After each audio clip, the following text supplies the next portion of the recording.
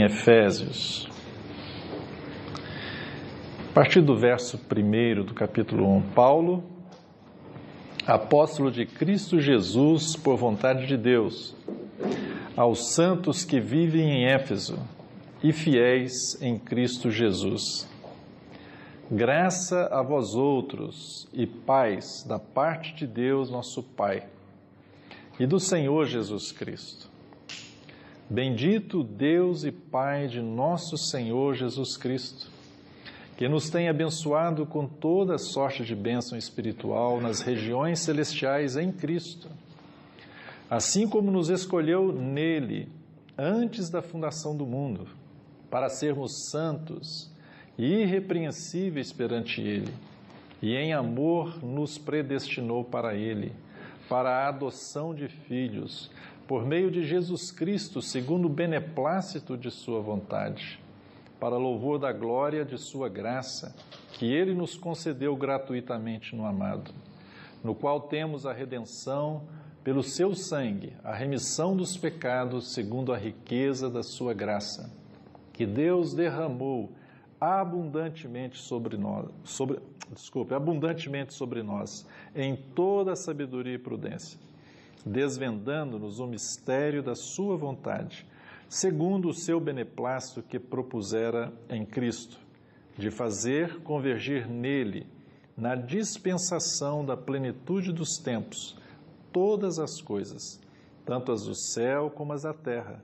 Nele digo, no qual fomos também feitos herança, predestinados segundo o propósito daquele que faz todas as coisas, conforme o conselho da sua vontade, a fim de sermos para louvor da sua glória, nós os que de antemão esperamos em Cristo, em quem também vós, depois que ouvistes a palavra da verdade, o evangelho da vossa salvação, tendo nele também crido, fostes selados com o Espírito Santo da promessa, o qual é o penhor da nossa herança até o resgate da sua propriedade em louvor da sua glória. Até aqui. Irmãos, essa é uma carta que Paulo escreveu, e das 13 cartas que ele escreveu, é uma das cartas muito sublimes. E há verdades fundamentais nesta carta, assim como toda a palavra de Deus. Mas essa carta, ela tem algumas revelações muito sublimes, muito grandes, e que seria maravilhoso para todo filho de Deus poder compreender. E mais do que compreender, ter o benefício de experimentar as realidades dessa palavra. E é tão maravilhoso que Paulo, inspirado pelo Espírito do Senhor, ele começa então a descrever algumas coisas que aconteceram até mesmo antes da fundação do mundo. E Paulo começa a descrever certas verdades a partir do coração de Deus, para então chegar até nós. E essa carta, de maneira assim muito simples, mas a gente podia dizer que ela tem duas partes. E Paulo então começa com aquilo que está no coração de Deus, ou seja, a visão do ponto de vista de Deus. E numa segunda parte, aquilo que cabe a nós como uma vocação que nós temos em Cristo.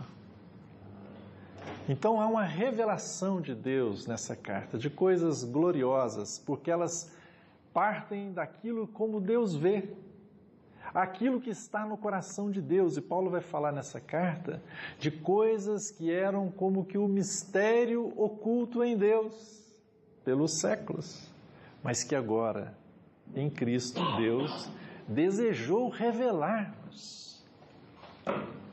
Então é uma grande honra para nós ter esta realidade de que Deus, Ele tem um mistério no seu coração, mas que Deus estava desejoso de revelar esse mistério.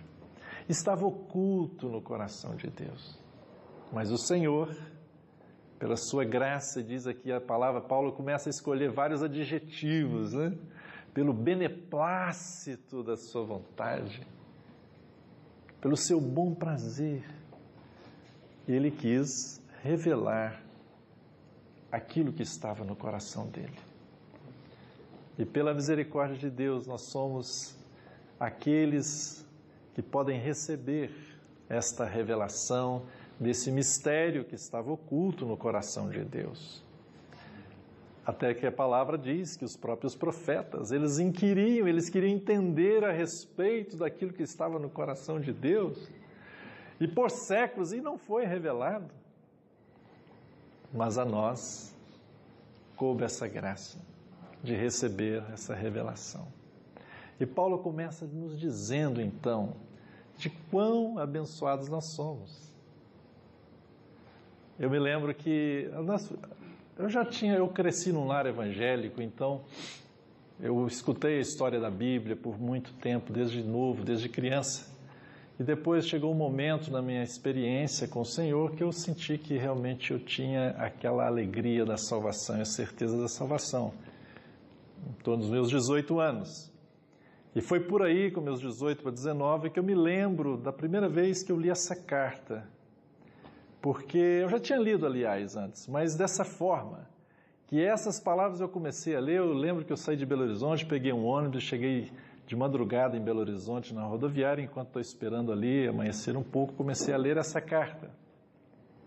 E aquilo foi tudo vindo ao meu coração, como uma revelação de Deus, e aquilo tocou-me profundamente. Isso eu tinha meus 18, já estou com meus 52, né? Então, aquele momento, né, lendo essa carta aqui, eu falei, puxa, que coisa gloriosa! E até hoje, quando leio, né, hoje de manhã eu fui ler essa carta de novo para estar aqui. Como é maravilhosa essa revelação de Deus.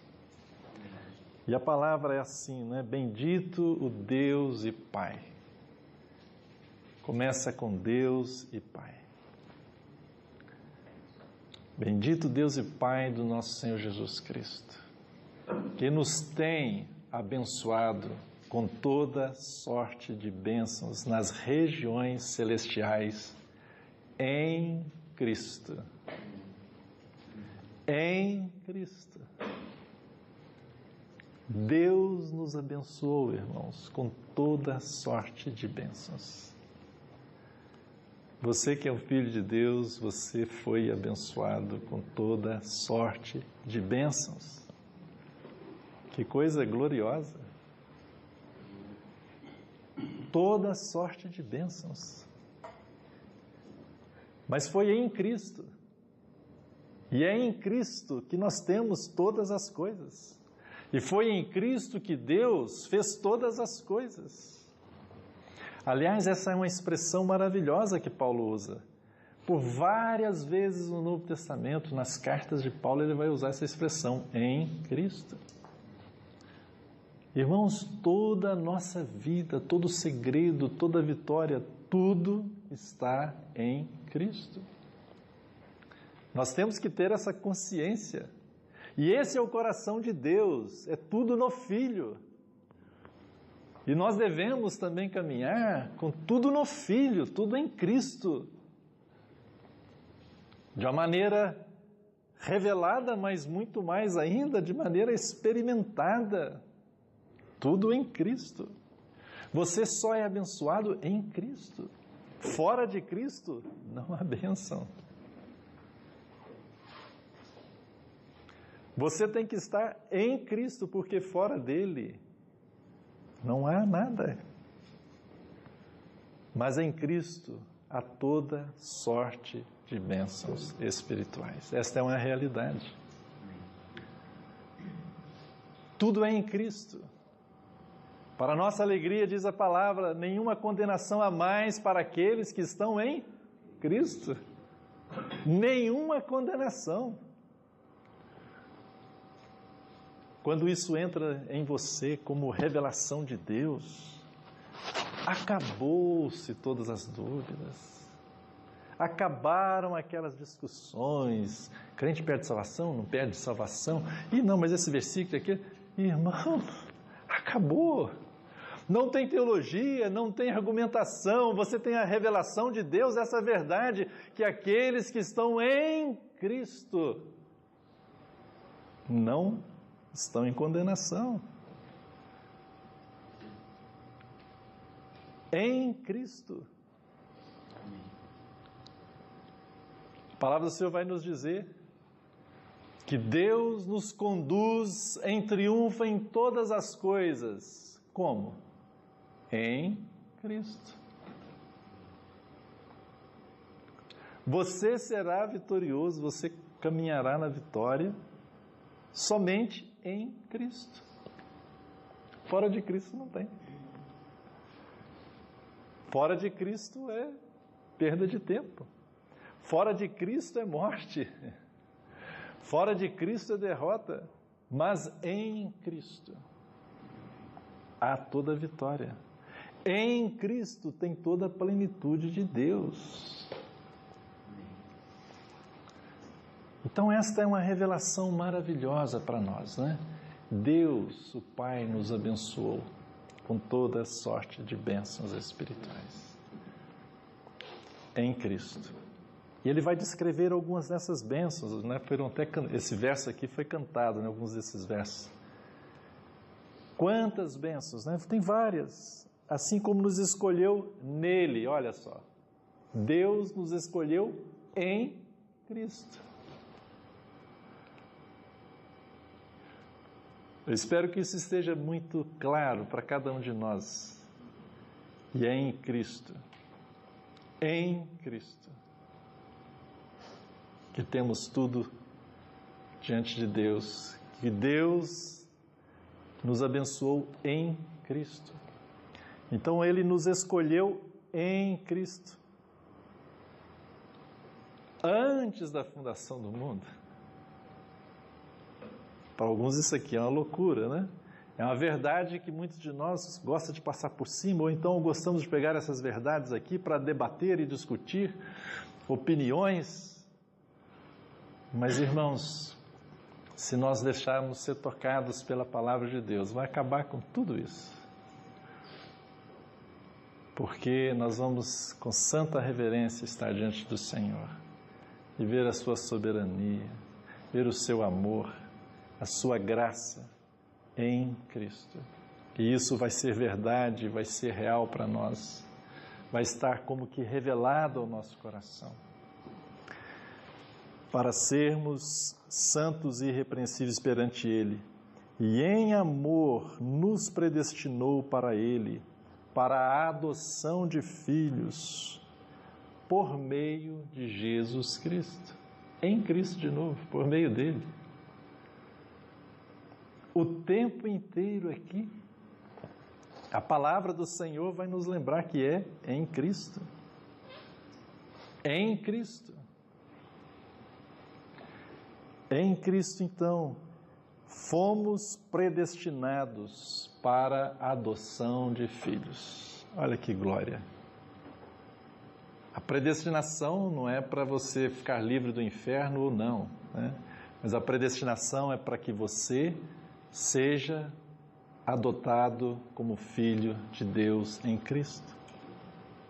E essa adoção, é claro, não vamos ter tempo de tocar nisso, mas não é aquela adoção que a gente está acostumado a ver aqui no Brasil, né? Na nossa forma de pensar, um filho adotado é alguém que o pai biológico, por alguma razão, não pôde criá-lo, e aí então outra família, que não são os pais biológicos, pega aquela criança e começa a criá-la. Ela é a filha ou filho adotivo.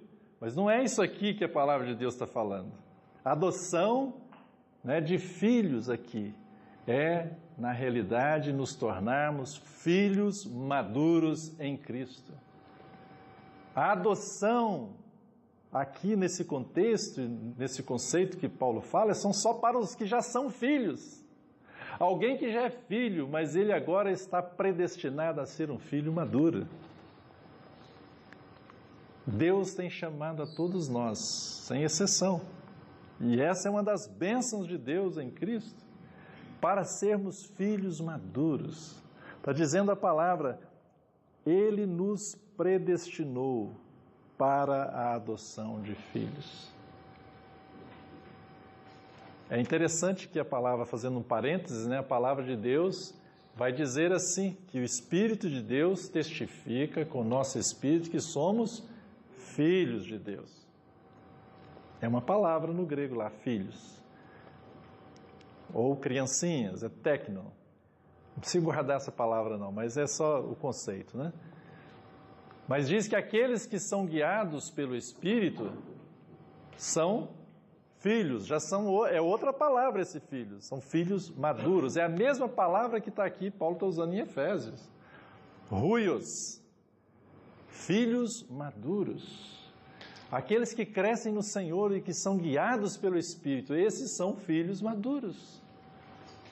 Mas quem nasceu de novo, acabou de nascer, se tornou um bebê em Cristo, uma criança em Cristo. Veio para os seus, mas os seus não o receberam. Mas a todos quantos o receberam, Deus lhe deu o poder de se tornarem filhos. Esse filhos ali é filhinhos, crianças, bebê. A palavra é diferente. Deus nos abençoou com esta bênção de um dia nós seremos a semelhança do seu Jesus. Aliás, Romanos, Paulo diz isso, que fomos predestinados para sermos semelhantes ao Senhor, para sermos conformados com o Senhor, para atingirmos a estatura do varão perfeito. Esse é o desejo de Deus. E ele vai descrevendo várias bênçãos aqui. E chega no versículo 8, ele diz que derramou abundantemente sobre nós em toda sabedoria e prudência, desvendando-nos o mistério da sua vontade, segundo o seu beneplácito que propusera em Cristo. Há um mistério então de Deus, o mistério da sua vontade, que Deus deseja revelar, que estava oculto no coração de Deus, mas Deus quer nos revelar. Deus nos abençoou com toda sorte de bênçãos e vai nos revelar esse mistério. E diz aqui de fazer convergir nele aqui em Cristo, na dispensação da plenitude dos tempos, todas as coisas, tanto as do céu como as da terra. Irmãos, Deus tem um propósito no seu coração. E esse versículo que nós acabamos de ler, o versículo 10, eu diria que ele é o centro do coração da vontade de Deus. É o centro aqui da vontade do Senhor. Qual é o propósito maior de Deus? Geralmente, há muitos anos atrás, eu costumava fazer essa pergunta, né? Quando ia ajudar os irmãos em alguns assuntos, quando nós estávamos compartilhando a palavra, já fiz essa pergunta, né? Qual é o maior objetivo de Deus? Qual é o maior propósito de Deus? Qual é o supremo propósito de Deus?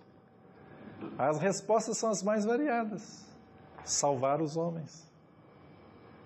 Pregar o Evangelho. E vão surgindo várias perguntas. Mas o que é o propósito eterno de Deus, irmãos? O que está oculto no coração de Deus e Deus vai revelar? É que Ele quer convergir todas as coisas em Cristo. Esse versículo 10. O maior propósito de Deus não é te livrar do inferno, não é me livrar do inferno.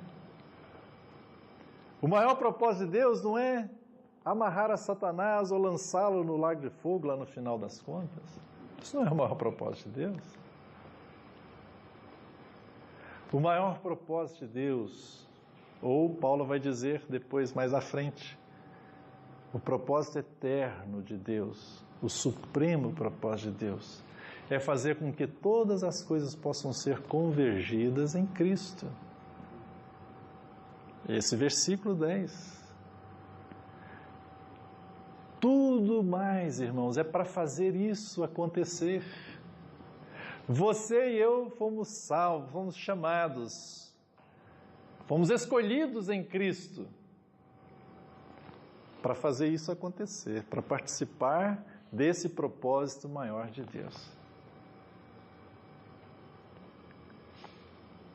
convergir, reunir todas as coisas em Cristo. Eu espero que você, se até hoje não tinha, por acaso, não apercebido disso, que perceba.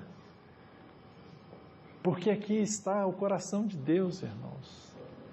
Nós fomos chamados para participar deste propósito de Deus. Aqui, Paulo vai dizer de uma outra forma, mais um pouquinho à frente, no versículo 11, no capítulo 3.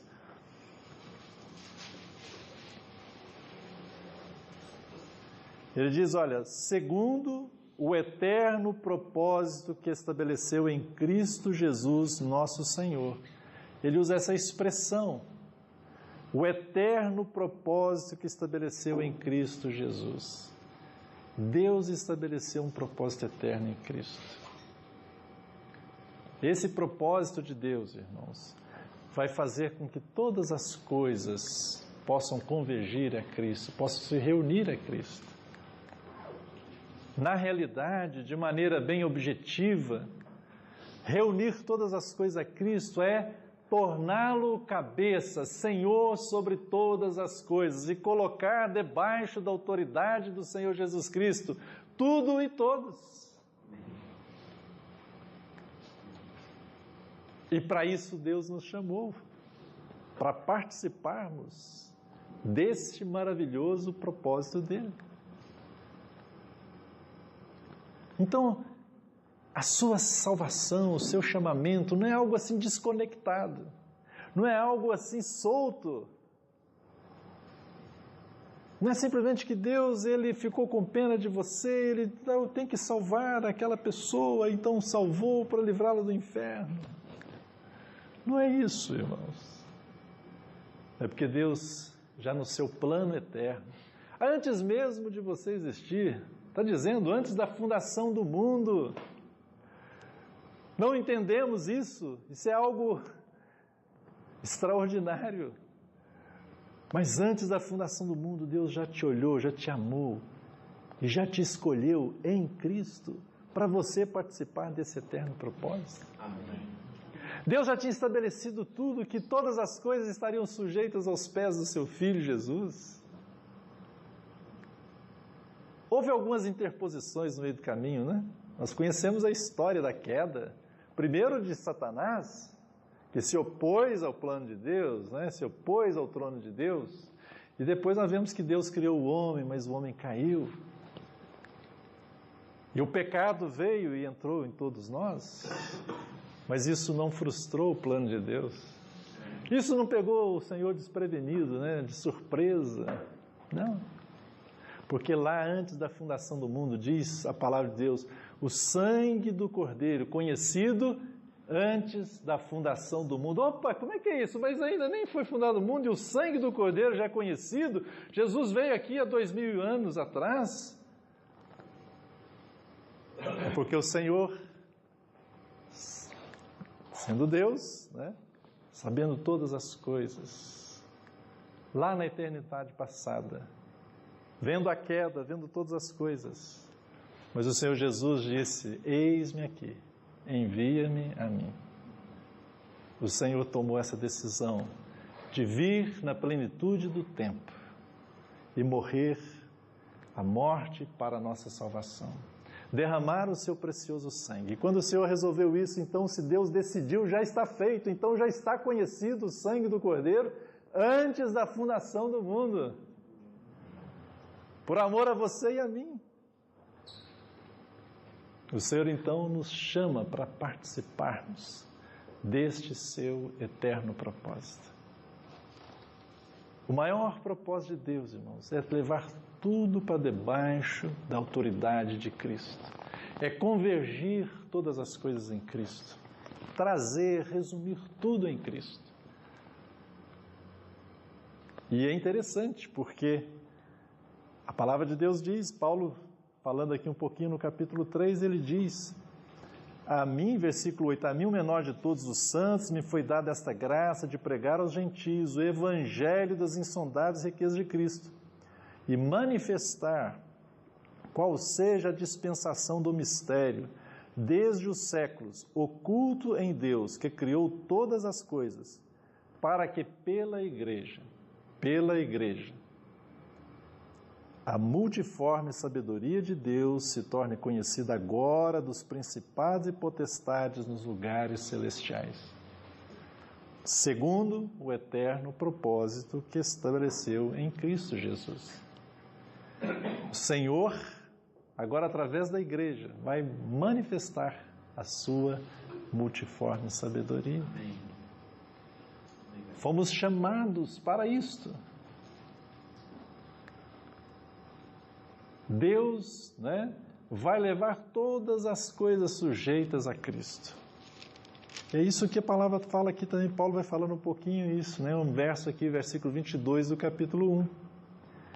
E pôs todas as coisas debaixo dos pés, e para ser o cabeça, para que Cristo seja o cabeça, sobre todas as coisas, o deu à Igreja, a qual é o seu corpo, a plenitude daquele que a tudo enche em todas as coisas.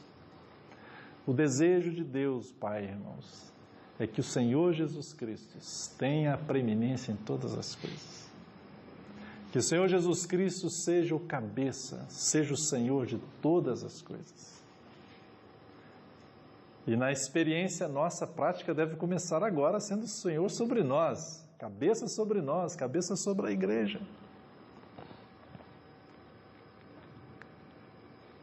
A Igreja a qual Ele mesmo pagou o preço e comprou. Então há esse chamamento, irmãos, e há essa realidade, Esse propósito eterno de Deus é algo tremendo. O coração de Deus, Pai, está o tempo inteiro, colocado neste propósito. Então nós devemos prestar atenção nisso. Não devemos pensar, irmãos, que as coisas são desconectadas. Não pense que você foi chamado e creu no Senhor e agora mora aqui em Juiz de Fora, que é simplesmente para você ter uma vida saudável, para você parar de sofrer, como tem algumas propagandas, pare de sofrer. Amém, a gente pode parar de sofrer se o Senhor permitir, mas Paulo foi chamado para o contrário, Importa saber, ter a graça de padecer pelo meu nome, O Senhor falou que Paulo ia padecer pelo nome dele, Era diferente. Mas você estar aqui em Juiz de Fora não é simplesmente para parar de sofrer, mas é para participar desse eterno propósito de Deus em Cristo. Porque você foi chamado e você se tornou um membro do corpo de Cristo. E esse corpo de Cristo, a Igreja, foi dada a Cristo para que Ele seja o cabeça de todas as coisas. Olha que coisa tremenda, irmãos.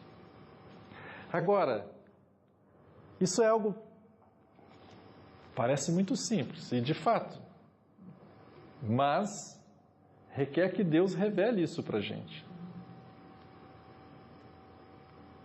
Eu fui entender essa verdade que agora, para mim, parece tão simples. Embora tão gloriosa, mas parece simples de entender. Mas foi porque um dia meus olhos abriram para essa realidade. E aqui Paulo, ele vai falar sobre esta questão da importância de termos os olhos abertos por Deus, de termos a revelação que vem de Deus, para que a gente possa compreender aquilo que é de Deus.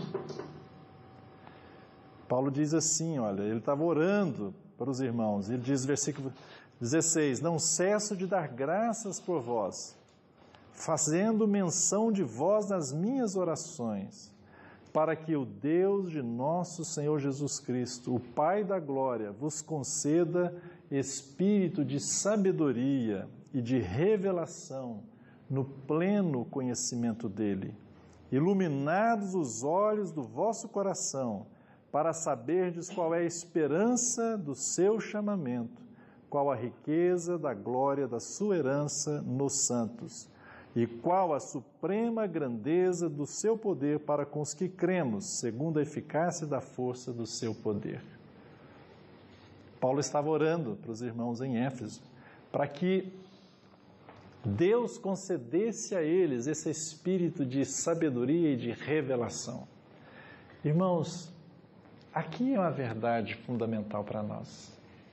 Nada, absolutamente nada que tenha valor, nos vem simplesmente por um entendimento apenas intelectual. Absolutamente nada de Deus. Quantas pessoas, usando aqui um exemplo, quantas pessoas conhecem a história da Bíblia, até mesmo criticam a Bíblia, livros e mais livros escritos contrário à Bíblia, às Escrituras, leem, mas nunca chegam ao conhecimento da verdade. Por quê? Porque falta a revelação. Se Deus não nos revelar, nada vai ser feito, nada vai acontecer de real. Então, essa verdade da palavra, Paulo estava orando para os irmãos em Éfeso, para que Deus desse aos irmãos a revelação. E aqui eu não estou falando naquelas revelações, irmão, eu tive uma revelação, Deus me mostrou você assim, assado, né? Olha, Deus mostrou que você tem que casar com a fulana, com o Beltrano. Não, isso é historinha. Eu estou falando da revelação, de ver como Deus vê. A revelação, você passa a ver como Deus vê. O dia que você creu em Jesus Cristo, você viu a Jesus Cristo como Deus o Pai vê. Ele tirou o véu, Ele revelou, tirar o véu. E você passou a ver a Jesus Cristo como seu Senhor, como seu Salvador.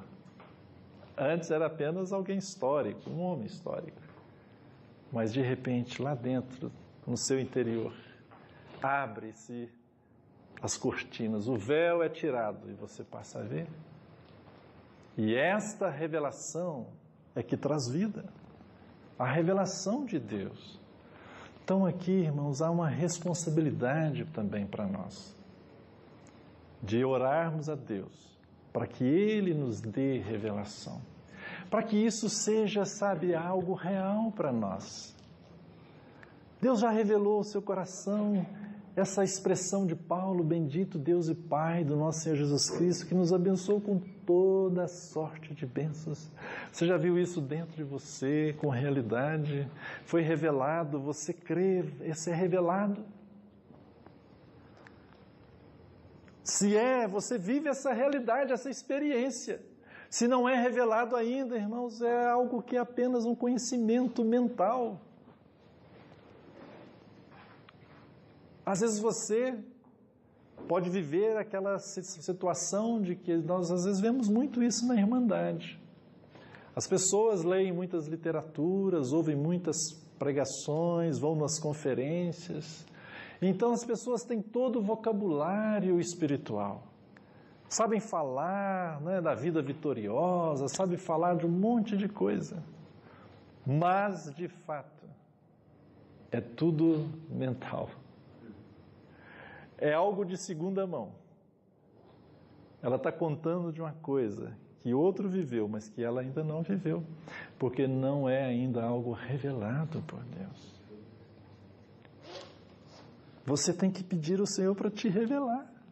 Senhor, me revela este teu mistério. Paulo falou, o mistério da vontade de Deus. E Deus quis revelar. E Deus pode te revelar. Você pode orar, Senhor, me revele o teu propósito eterno. E Deus vai te revelar. Eu posso ficar aqui 10 horas tentando falar, tentando te convencer, te mostrar. Não vai ter nenhum efeito. No máximo que você vai ser, que cara chato, fala pra caramba. Só isso. Mas quando o Espírito Santo te abre entendimento, aleluia, tudo é real. Tudo é real. Eu lembro uma vez como irmã, a gente estava evangelizando, então estávamos na casa dela, e eu estava falando do Senhor, e ela era muito, muito católica. Mas ainda, não é porque era católica, mas é porque ela não tinha ainda uma experiência de novo nascimento. E ela então era tão apegada a Maria, mas eu comecei a falar algumas coisas com ela. Olha, tem essa situação assim de Maria.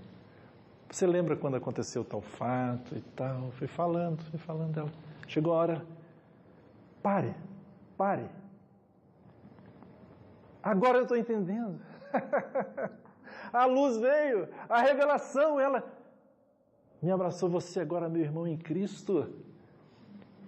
Que glória! Porque é revelação de Deus. Não é algo, sabe, no conhecimento, na mente apenas. É claro que Deus não abandona a nossa mente, nós precisamos da mente para compreender as coisas de Deus. Mas é algo que vem revelado de Deus. É lá dentro da gente. Deus precisa nos revelar as suas verdades. Assim como o nosso novo nascimento. Quando a gente crê em Jesus Cristo, foi porque Deus nos revelou. Ninguém conhece o Filho se o Pai não o revelar. Ninguém conhece o propósito de Deus se o Espírito de Deus não te revelar. Ninguém conhece que você é abençoado com toda sorte de bênçãos nas regiões celestes se Deus não te mostrar. Mas uma vez mostrado, irmãos, quanta diferença! Você vai andar por fé naquela verdade da palavra de Deus. Não vai ser mais alguma coisa, sabe, teórica, que você fica nas conversas, até mesmo entre a irmandade, né? A gente gosta de conversar, fica aquela conversa, né? Parece bonita, espiritual, mas aquilo tudo é fachada às vezes, irmãos. Eu estou falando alguma mentira? Eu estou falando alguma coisa exagerada? Você sabe que não. Mas quando você entra nesta verdade, quando acontece isso que Paulo estava orando aqui para os irmãos em Éfeso, para que eles recebessem a revelação, espírito de sabedoria e revelação no pleno conhecimento de Deus. Irmãos, tudo muda. E Deus quer nos revelar.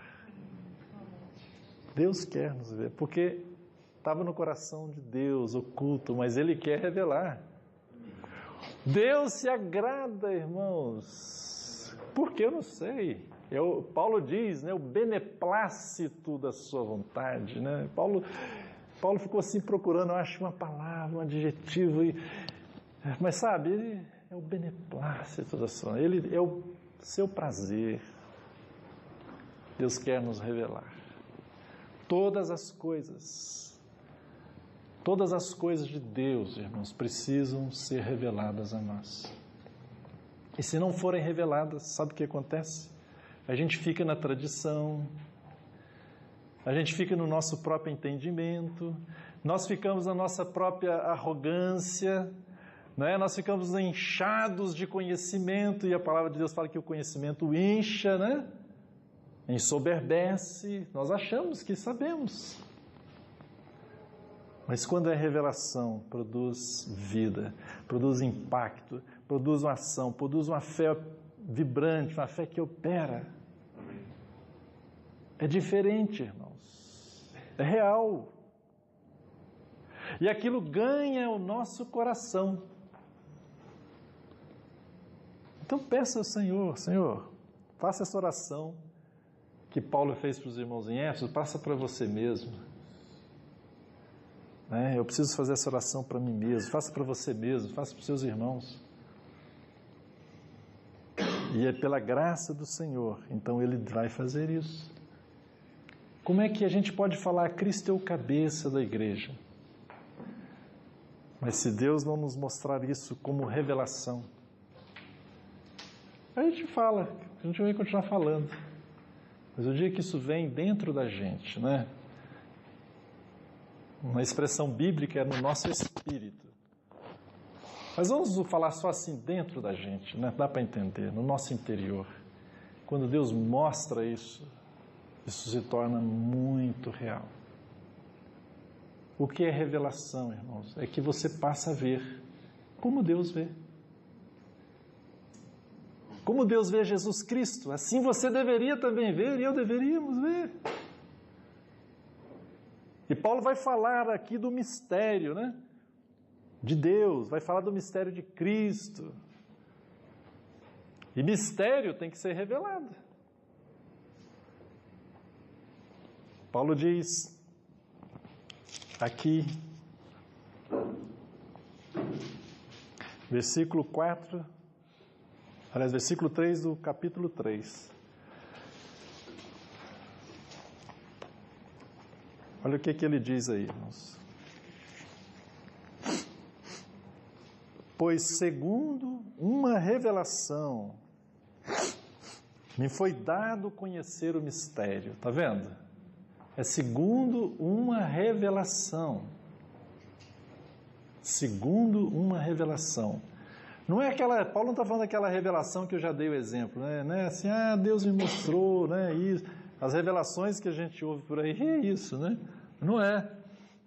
A revelação é que Paulo viu nos olhos do seu coração, né? Uma expressão bonita, olhos do coração, dentro dele.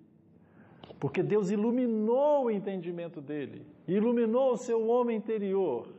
E Paulo viu como Deus vê, né? Segundo a revelação, me foi dado conhecer o mistério, conforme escrevi há pouco resumidamente. Se a gente ler para trás, a gente vai ver que mistério é esse. Ele está falando no capítulo 2, como é que Deus nos salvou, né? Como é que Deus, né, nos deu a salvação em Cristo. E vai falar que ele fez aí um novo homem. E vai falar da igreja. Vai falar que a igreja é a família de Deus, vai falar que a igreja, né, que nós somos cidadãos uns dos outros, né? Que nós somos edificados, um edifício para a habitação de Deus. Paulo usa algumas figuras para nos explicar o que ele está dizendo que é a igreja. E ele diz que era esse mistério. Paulo vai dizer em outras cartas, Colossenses, por exemplo, ele vai falar do mistério de Cristo.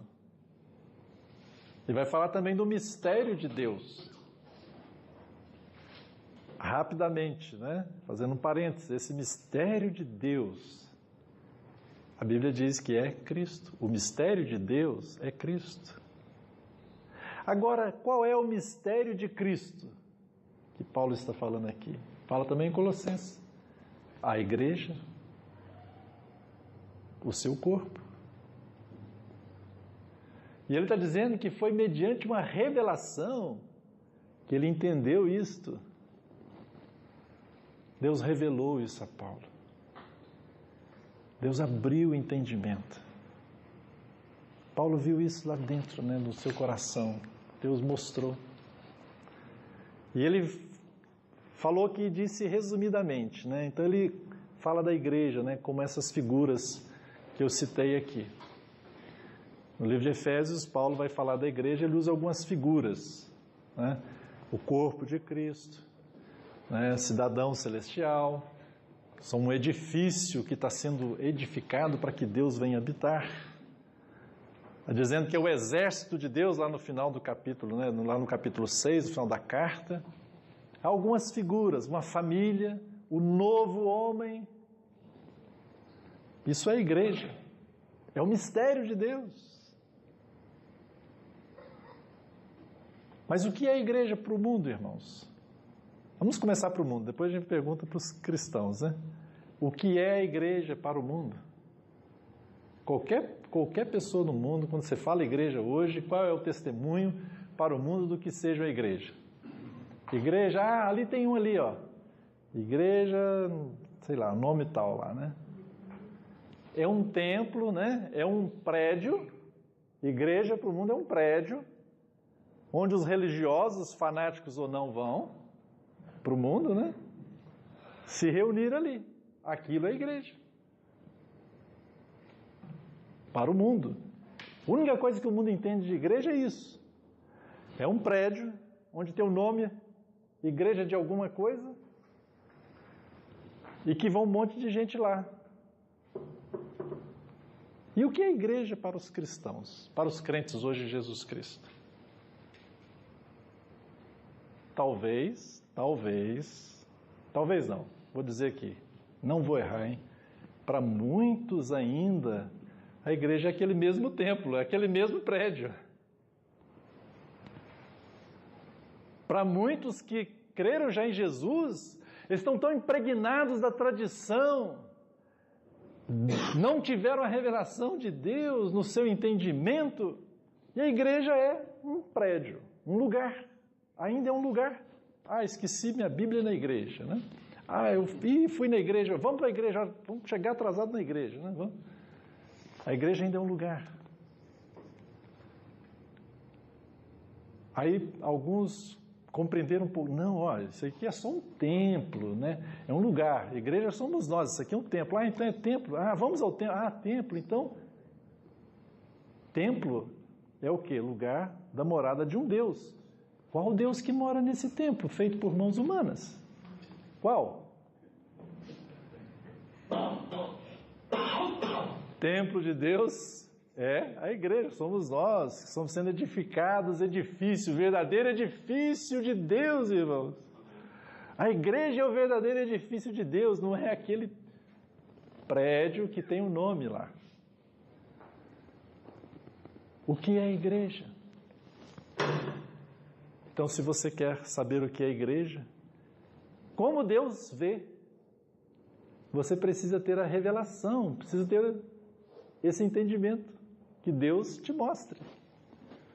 E Paulo está dizendo, olha a igreja, a qual é o seu corpo. Ele diz mais, a plenitude de Cristo. Olha só, quão distante nós ficamos, né, dessa realidade de Deus. Porque a igreja, para muitos, é um lugar, né? Ou a igreja, para muitos, é uma associação. E aí, a palavra do Senhor nos diz que o Senhor Jesus, né? Paulo vai dizer isso em Efésios e em outros lugares, e Pedro vai dizer também, que o Senhor Jesus pagou um preço para comprar o quê? A sua igreja. E aí nós achamos que Jesus pagou um preço para comprar várias divisões do povo de Deus, né? Irmãos, pense comigo. É assim que Deus vê a sua igreja? Essa é a igreja de Jesus Cristo, que o Cordeiro de Deus, lá na eternidade, Ele já se ofereceu por ela. É para isso? Qualquer pessoa que lê um pouco a palavra de Deus e peça misericórdia ao Senhor vai ver de imediato que não é isso, irmãos. Tantas divisões, tantas coisas sendo chamadas de igreja. E a palavra de Deus fala que importa que todos os homens sejam salvos através de quê? Vocês lembram Atos? Através de um nome. Não é dado outro nome. Que importa pelo qual os homens sejam salvos. Qual é esse nome, irmãos? O nome do Senhor. E Jesus disse, onde tiver 2 ou 3 reunidos, onde? No meu nome, mas nós temos um monte de outros nomes para nos identificar, não é verdade? É assim que Deus vê. Não é isso que a palavra está nos ensinando. Mas se o Senhor não abrir o nosso entendimento, irmãos, nós vamos permanecer crendo que essa é a ideia original de Deus. O que o homem acabou, o que o homem fez, né? A destruição, nós vamos achar que isso é a vontade de Deus. Mas graças a Deus, pelo Espírito Santo que habita em nós, que se nós desejarmos, se, Deus não nos obriga, né? Se. E se desejarmos, o Senhor abre o nosso entendimento. E toda a escama dos nossos olhos cai por terra. Como a de Paulo lá quando ele crê em Jesus, né? Ele, né? Seus olhos foram abertos, as escamas caíram. E aqui Paulo vai falar, né, da igreja, vai falar do mistério de Cristo. O que é o mistério de Cristo, né? O que é a igreja do Senhor?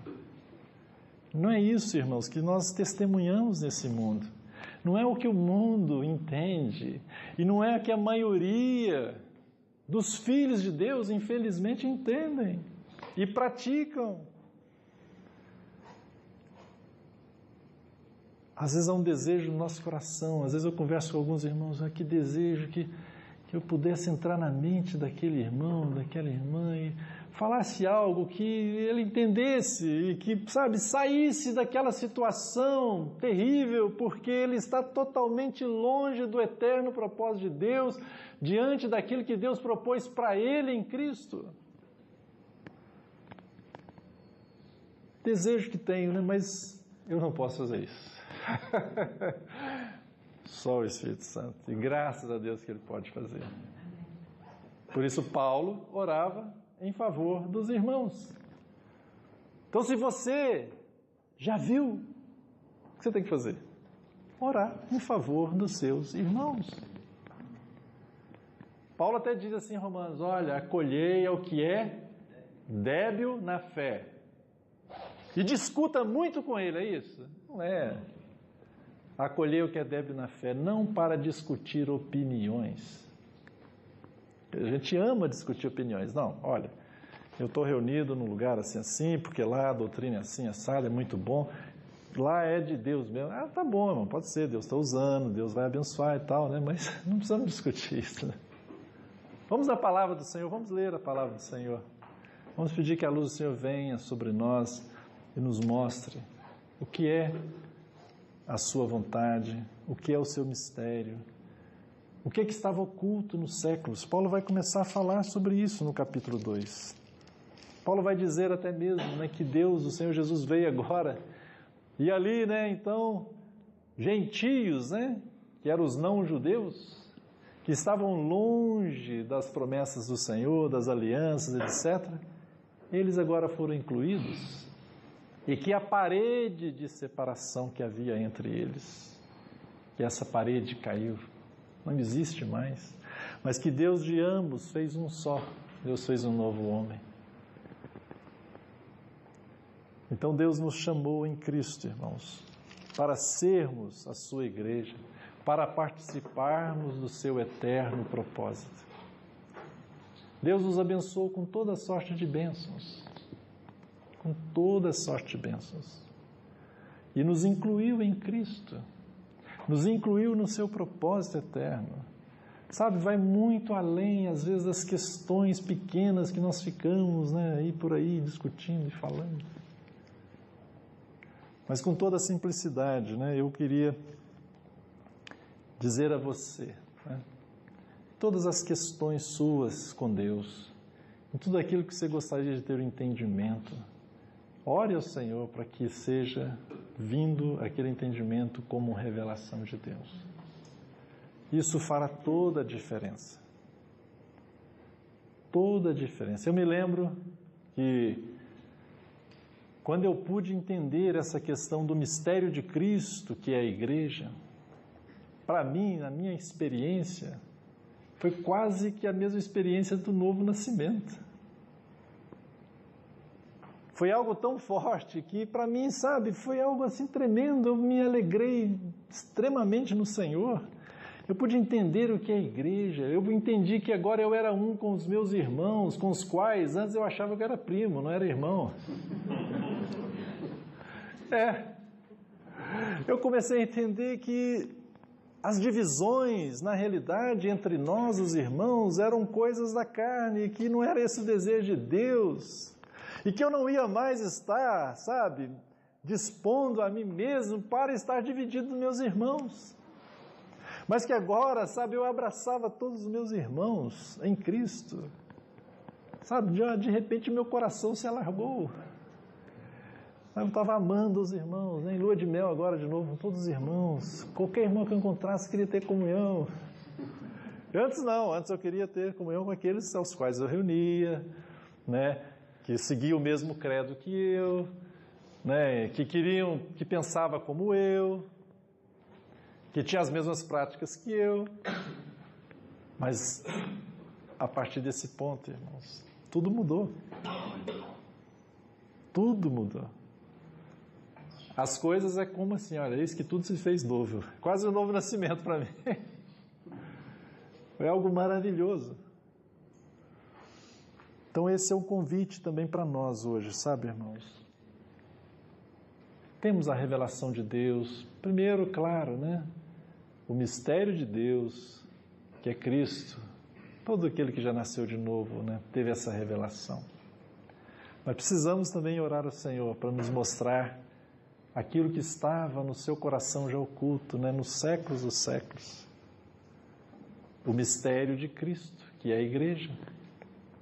E mais, porque o Senhor chamou a sua igreja. Qual é o papel da sua igreja nesse propósito eterno de Deus?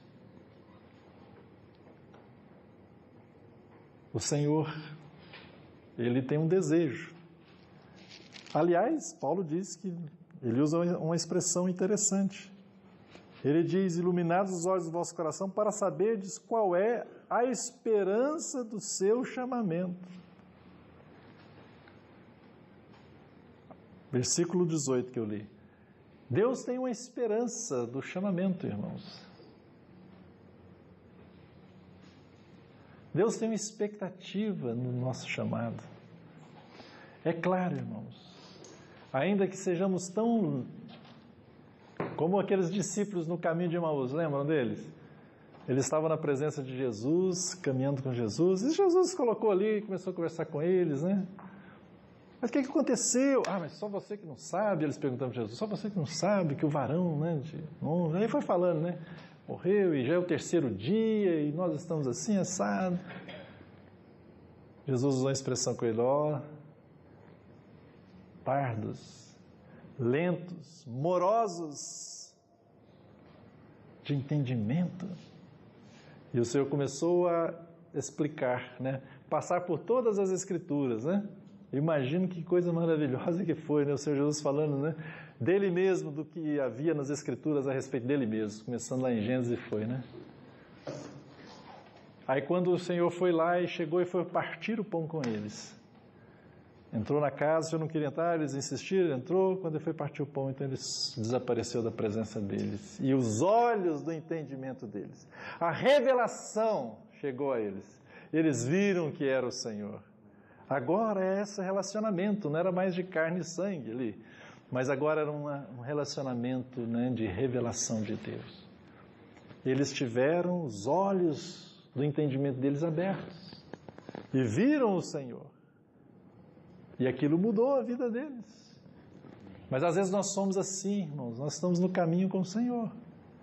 Né? Nós somos filhos de Deus, já vimos as obras de Deus, somos abençoados, o Senhor nos abençoa, né? Nós gostamos, temos uma casa tranquila, a família é boa, temos alguns irmãos para reunir, mas estamos nessa. Né?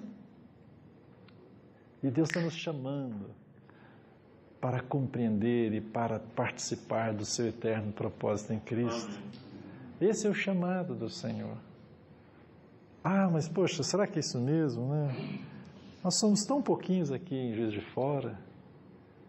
Tem 3 pessoas ou 4.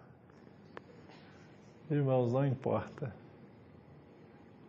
O Senhor te chama porque você é um membro do corpo de Cristo. Amém. Você pertence ao corpo de Cristo. Você é uma pessoa a qual o Senhor Jesus se deu por você. E o Senhor te chama a participar desse glorioso propósito. É em Cristo Jesus. E em Cristo Deus já te abençoou com todas as bênçãos. Isso é algo tão tremendo, irmãos.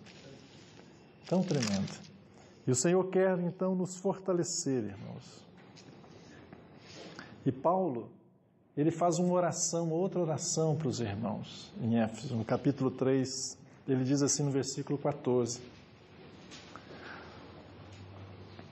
Por esta causa me ponho de joelhos diante do Pai, de quem toma o nome toda a família, tanto no céu como sobre a terra, para que, segundo a riqueza da sua glória, vos conceda que sejais fortalecidos com poder, mediante o seu Espírito no homem interior.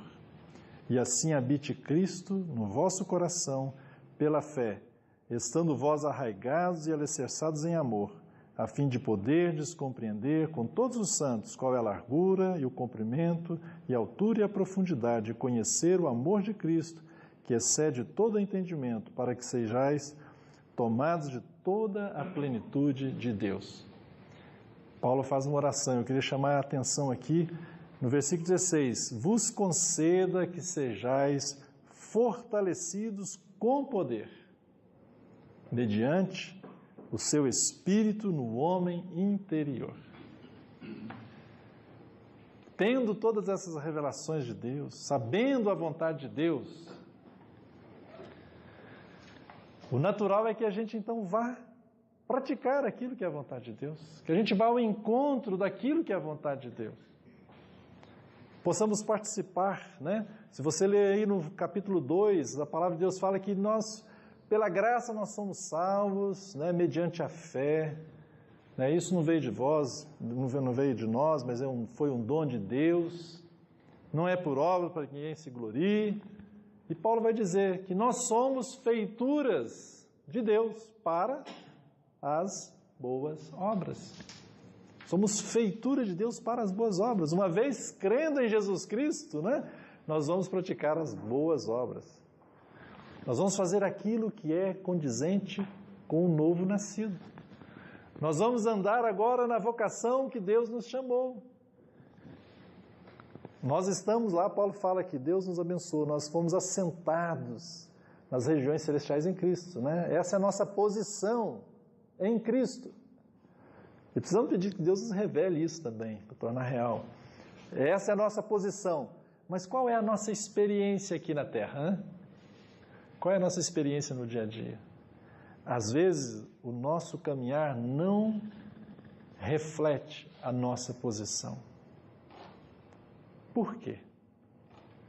Nós precisamos pedir ao Senhor, então, que fortaleça o nosso homem interior, para que a gente consiga, que a gente faça aquilo que é a vontade de Deus, para que a gente ande de modo digno da vocação a que fomos chamados.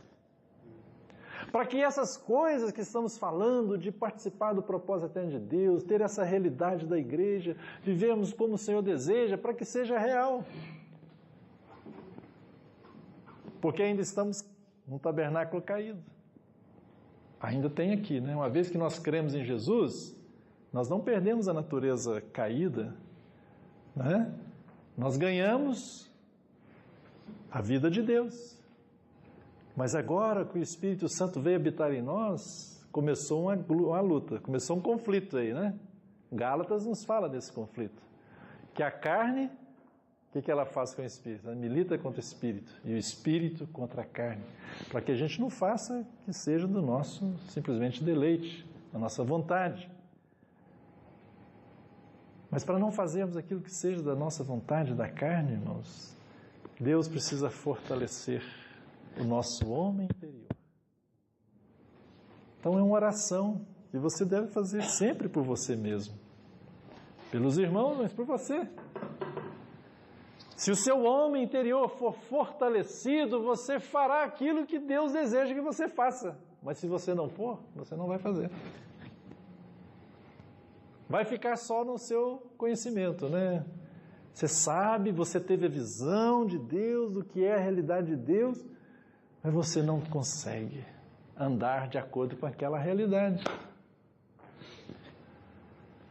Você vai saber o que é o corpo de Cristo, por exemplo, você sabe que o Senhor diz apenas, Paulo fala, olha, eu estou assim preocupado que vocês podem estar saindo da simplicidade e purezas devidas a Cristo.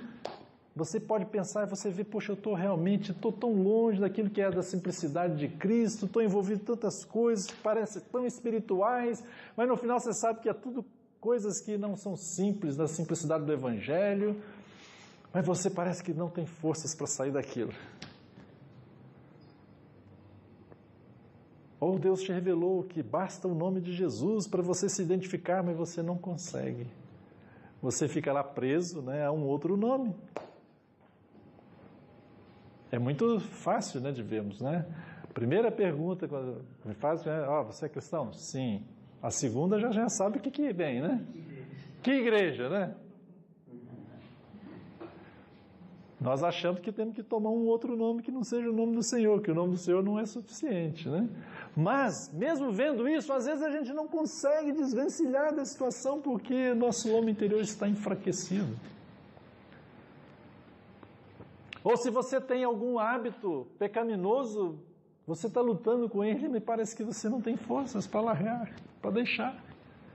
Paulo vai dizer, nós vamos ver isso amanhã, se o Senhor permitir, né?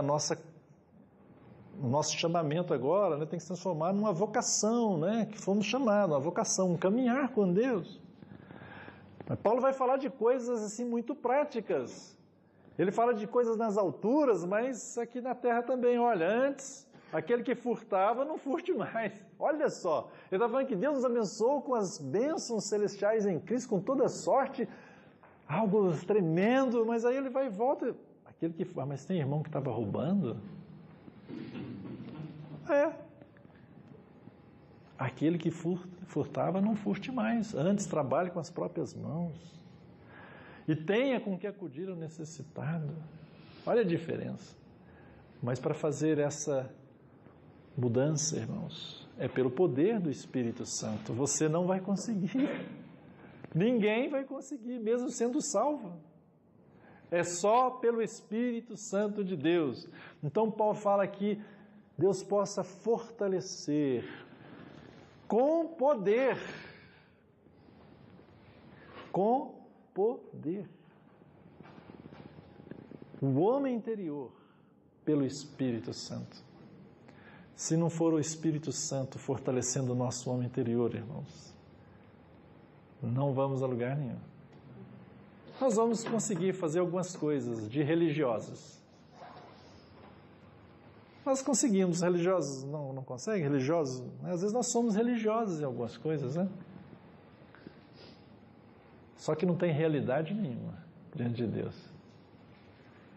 E às vezes podemos, né, ser como sepulcros caiados, né? Mas não tem realidade. Então Paulo faz essa oração também, para que Deus fortaleça o homem interior.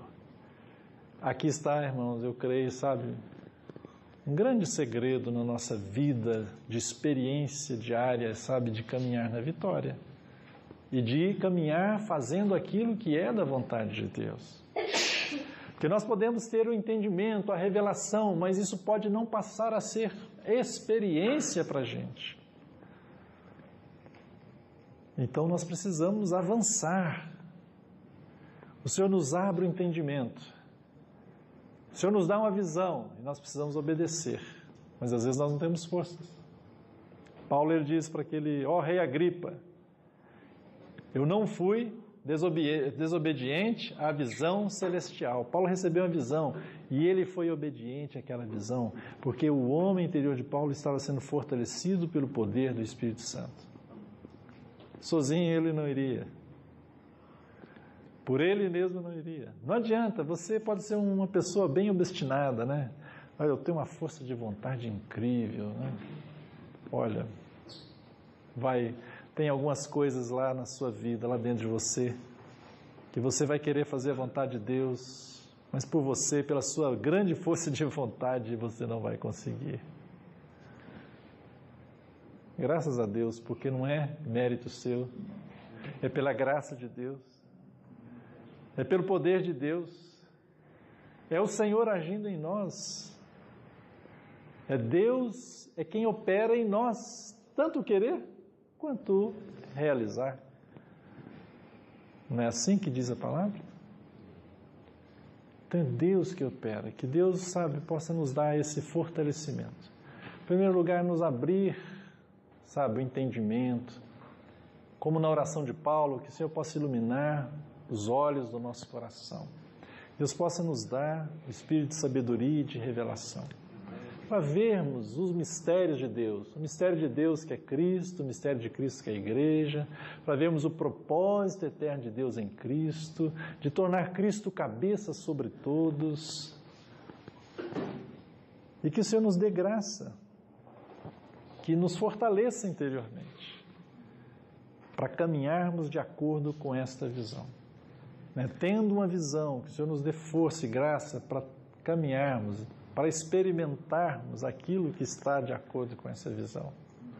Ou falando de outra maneira, que aquela posição que nós temos em Cristo, assentado nos lugares celestiais em Cristo, que possa se tornar uma experiência diária para cada um de nós. Que Deus nos abençoe. Amanhã, Senhor permitindo, nós vamos continuar. E amanhã eu queria falar um pouco dessa caminhada, tendo essa revelação de Deus agora na caminhada. Que Deus nos abençoe. Podemos ter uma palavra de oração ou duas. Eu vou orar, mas talvez alguém queira orar também. Pai, nós te damos graças por esse privilégio de estarmos juntos e abrirmos a Tua palavra, Senhor, e meditar nela. Senhor, nós pedimos que o Teu Espírito mesmo possa abrir o nosso entendimento. Ó Senhor, a despeito de toda a nossa fraqueza, da nossa falta de entendimento e clareza, Senhor, nas questões espirituais, mas que Teu Espírito Santo, Senhor, possa trazer-nos luz, iluminar, Senhor, os olhos do nosso coração. Senhor, para que possamos ver os Teus mistérios, Senhor. O mistério que estava oculto, Senhor, que a gente veja com muita clareza. Ó Senhor, que possamos ver a Jesus Cristo de uma maneira nova, clara e real, como o Senhor vê, Senhor. E aquilo que Tu tens, ó Senhor, ordenado, aquilo que o Senhor tem colocado como propósito eterno, Senhor, em Cristo, que possamos compreender. E não só compreender, que a nossa experiência diária, Senhor, reflita esta realidade. Senhor, dá-nos a graça de caminharmos de acordo com aquela posição que o Senhor já nos deu em Cristo, de estarmos assentados nos lugares celestiais juntamente com Teu Filho, Senhor. Ó Deus, dê-nos essa graça. Te agradecemos por esta reunião, te agradecemos por cada um de nós que está aqui juntos, Senhor. Ó Senhor, e pedimos a Tua bênção, que o Senhor nos leve de volta para onde formos agora, para as nossas casas, na Tua proteção, Senhor, na Tua cobertura, que o Senhor possa nos guardar, Senhor, e que o Senhor nos dê a graça de amanhã estarmos juntos, aqueles que o Senhor desejar que estejam juntos, e que possamos receber a porção do Senhor novamente amanhã, Senhor. Amém. Pedimos o nome de Jesus. Amém, Senhor.